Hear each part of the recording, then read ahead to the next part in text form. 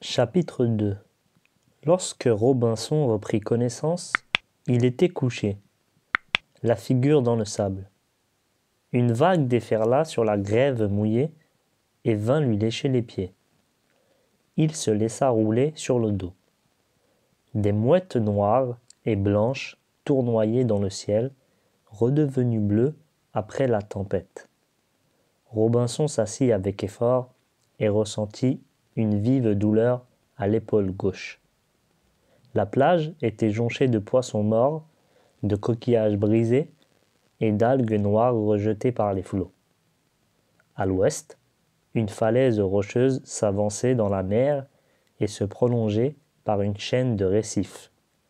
C'était là que se dressait la silhouette de la Virginie avec ses mâts arrachés et ses cordages flottants dans le vent.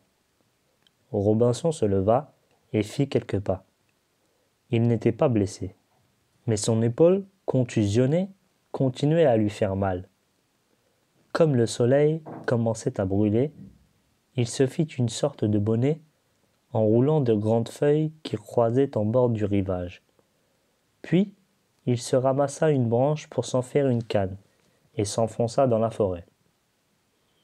Les troncs des arbres abattus formaient avec les taillis et les lianes qui pendaient des hautes branches un enchevêtrement difficile à percer et souvent Robinson devait ramper à quatre pattes pour pouvoir avancer. Il n'y avait pas un bruit et aucun animal ne se montrait. Aussi, Robinson fut-il bien étonné en apercevant à une centaine de pas la silhouette d'un bouc sauvage aux poils très longs qui se dressait immobile et qui paraissait l'observer. Lâchant sa canne, trop légère, Robinson ramassa une grosse souche qui pourrait lui servir de massue. Quand il arriva à proximité du bouc, l'animal baissa la tête et grogna sourdement. Robinson crut qu'il allait foncer sur lui. Il leva sa massue et la battit de toutes ses forces entre les cornes du bouc.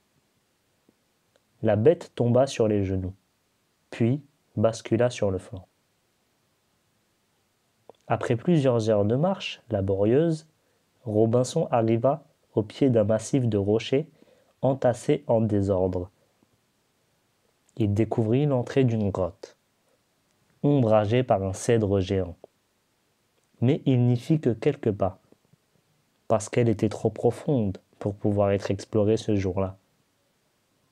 Il préféra escalader les rochers afin d'embrasser une vaste étendue du regard. C'est ainsi, debout sur le sommet du plus haut rocher, qu'il constata que la mer cernait de tous côtés la terre où il se trouvait et qu'aucune trace d'habitation n'était visible. Il était donc sur une île déserte. Il s'expliqua ainsi l'immobilité du bouc qu'il avait assommé. Les animaux sauvages qui n'ont jamais vu l'homme ne fuient pas à son approche. Au contraire, ils l'observent avec curiosité. Robinson était accablé de tristesse et de fatigue. En errant au pied du grand rocher, il découvrit une espèce d'ananas sauvage qu'il découpa avec son couteau de poche et qu'il mangea. Puis, il se glissa sous une pierre et s'endormit.